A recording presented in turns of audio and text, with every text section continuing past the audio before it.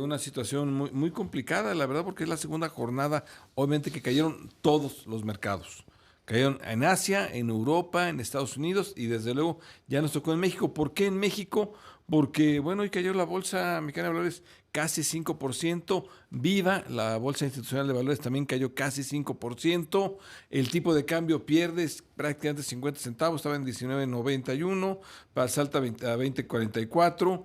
¿Por qué? ¿Qué pasó? Que ayer no se había visto. Bueno, pues ayer se había visto que México en efecto tenía una menor reacción frente a quedaba mejor en los aranceles respecto a otros países, pero hoy se vio que también iba a tener afectaciones. Y bueno, para esto ya también tenemos a Rodolfo Ostolaza, el subdirector de Estudios Económicos de Banamex. Rodolfo, te saluda José Yuste, ¿cómo estás? Pepe, siempre un placer saludarte a ti y a todo el auditorio. Qué gusto, Rodolfo. Oye, cuéntanos, por favor. Hoy vimos la afectación en el mundo, y si quieres ahorita vamos al mundo, desde luego, por segunda jornada consecutiva, pero en esta ocasión ya vimos afectación y fuerte en la Bolsa Mexicana de Valores, en la Bolsa Institucional de Valores, vaya, en nuestro país, y en el tipo de cambio, en el peso mexicano que perdió casi 50 centavos. Sí, una época compleja, diría yo. El día de ayer, justamente, después de que se anunciaron los aranceles recíprocos, así llamados por Donald Trump, parecía que en buena medida Canadá y México le salían bien parados simplemente por haber sido excluidos de ese grupo de países, de esas 57 naciones que tienen un arancel arriba del 10%, tampoco fue considerado el 10%, y eso parecía que ponía en un lugar menos malo, digámoslo así, a México, pero el día de hoy ya nos enteramos, por ejemplo, de las acciones de China de imponer aranceles recíprocos, ahora sí, del 34%, y de limitar la exportación de metales raros. Creo yo que esa es la noticia clave que deriva en un incremento en los riesgos de recesión global, y por eso se tradujo de manera muy importante en las bolsas norteamericanas. Creo que entiendo que el Nasdaq ya entró en territorio bear, en territorio oso, y bueno, también la apreciación que tuvo el tipo de cambio el día de ayer se regresó, ya estamos más depreciados, justamente porque no es una buena noticia que el mundo entero pueda entrar en una fase recesiva o de contracción. Claro, Rodolfo Ostolaza, ¿cómo estás? Te saluda Marco Antonio Mares. Muy buenas noches, Rodolfo. Hola, Marco, siempre un placer saludarte. Igualmente, bueno, a mí me gustaría mucho si nos haces el favor de enfocar el análisis que nos estás ayudando a hacer en lo que pueda ocurrir no solamente en el contexto internacional, que ya nos lo acabas de explicar, sino en la relación bilateral directa y específica que México tiene con Estados Unidos.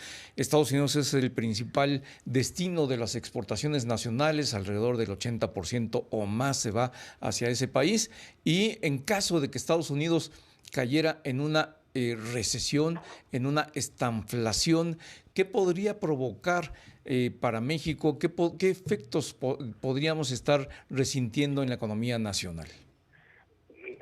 Creo que hay como varios puntos positivos y varios negativos, y quisiera irme por ese lado. En la parte positiva, al quedar mejor posicionado en términos relativos, en términos de aranceles, porque si bien Donald Trump, digamos que probó estas medidas con México y Canadá y generaron en su momento mucho revuelo, tanto aquí como con los canadienses, la realidad es que las tasas que terminarían pagando en el global las exportaciones mexicanas canadienses quedan por debajo o muy en línea con lo que tendrían el resto de los países, o sobre todo los principales socios comerciales, ¿no? Entonces eso nos hace que pensar que en particular México podría ganar un poco de la participación de las importaciones totales norteamericanas. El problema es que si estos aranceles se llegasen a traducir en un incremento de precios que frene al consumo, y que esto a su vez impacte directamente en el Producto Interno Bruto, pues el pastel se hace más chico, vamos a tener una mayor participación de un pastel más pequeño, ¿no? Entonces el efecto neto de estos dos componentes no termina de ser muy claro. Estamos sin duda en una era de mucha incertidumbre, y además hay que sumar la debilidad que ha mostrado la economía mexicana durante el año pasado, que crecimos apenas 1.5%, pero a partir de la segunda mitad comenzó a desacelerarse. En el cuarto trimestre cae, y todo parece indicar que en el primer trimestre esta atonía se mantuvo. Es decir, esperamos también un crecimiento negativo para el Producto Interno Bruto en el primer trimestre. No quiero hablar de recesión técnica porque hay otros indicadores que nos dicen que no estamos en una recesión, en particular en la parte del empleo seguimos en mínimos históricos, pero sí una desaceleración importante. de la actividad económica, y eso sin duda va a tener impactos en la producción el resto del año. Mucha incertidumbre, mucha expectativas de dónde se van a colocar las inversiones, mucho freno en la inversión, y si llegara a haber un incremento en la tasa de desempleo, pues también esto podría afectar al consumo privado. Desde luego, y Rodolfo, ¿qué tanto queda bien parado México frente a otros países? Al principio se veían bien, porque dices, bueno, pues el 50% de las exportaciones mexicanas prácticamente quedan libres, pero pues las que tienen mayor valor agregado, la automotriz y la de autopartes, esta sí trae el arancel del 25%. No va a ser sencillo quitarles la deducibilidad del contenido estadounidense. ¿Qué tanto seremos bien librados de todo esto comparativamente con otros países? Yo creo que bastante, yo creo que es muy claro, sobre todo por cómo se fijaron estos aranceles arriba del 10%, que los países afectados son China, pues el principal perdedor, me queda claro, porque el 34% que le imponen va arriba del 20% que ya le había puesto y del 10% que ya traía, entonces es un arancel bastante importante. Vietnam también 46%, Taiwán, toda esta serie de países, digamos, donde hubo relocalización de China hacia afuera, sí se ven severamente afectados. Ya el propio primer ministro de Vietnam dijo, bueno, queremos poner aranceles cero para que se nos quite el castigo, por llamarle de alguna manera, pero otros países que se quedan, por ejemplo, con el 10%, por la pura distancia creo que ya es más conveniente para México. Como bien señalabas, de acuerdo a las normas que nos tocan, de acuerdo al tratado en sí, primero, ya no estar en el grupo del 10% es una ganancia. Segundo, aproximadamente la mitad de nuestras exportaciones cumplen con el TEMEC. Eso es muy bueno. En el caso particular de automóviles, el 25% es para todos en todo el mundo, en automóviles y autopartes, ¿no? Y nosotros tenemos la gran ventaja de que podemos descontar de acuerdo al contenido norteamericano, que más o menos debe de andar por ahí del 40%. Lo difícil va a ser probarlo ante aduanas en Estados Unidos, ¿no? Pero digamos que por Sí, ahí es está. una tortura administrativa esa, sí. Exactamente. Y por el otro lado tenemos la parte de acero y aluminio, que eso también es para todo el mundo. Es decir, en todos esos pagamos todos el 25% más la tasa que les puso Trump.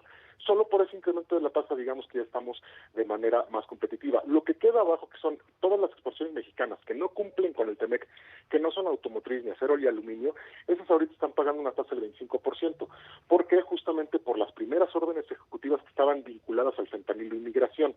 Y en la orden presidencial que publicó la Casa Blanca dice ahí, en cuanto estas dejen de tener efecto, el arancel para estas que no cumplen va a ser del 12%, que si quieres es mayor del 10%, pero considerando ya en el global, creo que sí la posición estratégica de México o la forma en que lo dice Trump es, ¿quieres no pagar aranceles? Vente a producir en Estados Unidos. ¿Quieres aprovechar mano de obra más barata o otras características? Vete a México, pero vas a tener un arancel mucho menor que si te fueras a algún país del sudeste asiático, ¿no? Exactamente, Rodolfo Ostolaza, subdirector de Estudios Económicos de Banamex, y con la última parte de tu comentario me llevas a la pregunta que yo quería hacerte, y es en el sentido de qué tan bien parado está México en términos económicos, en términos de finanzas públicas, para aprovechar esta parte de la oportunidad que en medio de la crisis arancelaria se está abriendo para México, ya no en la revisión de la parte arancelaria, que ya nos hiciste el análisis, sino en la posibilidad de que pudiéramos recuperar ese sueño que parecía perdido, que es el nearshoring, la atracción de inversiones internacionales a nuestro país. ¿Qué tanto podemos tener la esperanza de que podamos atraer inversiones internacionales en la medida en que estamos junto a Estados Unidos y tenemos un esquema preferencial arancelario? Antes de que Donald Trump tomara la presidencia, México ya tenía retos muy claves, ¿no? En particular, la reforma judicial y la eliminación de los órganos autónomos, digamos que fueron de manera directa en contra del el Estado de Derecho, el marco del Estado de Derecho, ¿no? Esas son problemáticas que siguen, pero más en la parte económica, claramente hay una necesidad de inversión en infraestructura eléctrica, hídrica y de logística que es necesaria para que estas inversiones, más allá del marco legal, de las reglas del juego, digan, aquí se pueden hacer las cosas porque tenemos esta capacidad. Creo que se deben de enfocar hacia ahí, y me parece también que la presidenta ha enfocado justamente hacia ese lado las reformas que le han permitido presentar, que le han permitido pasar. El Plan México, insisto, es una lista de grandes ideas, pero si no vienen respaldadas por el presupuesto, va a ser muy difícil concretar los objetivos del mismo. El Plan Nacional de Desarrollo es la misma historia, ¿no?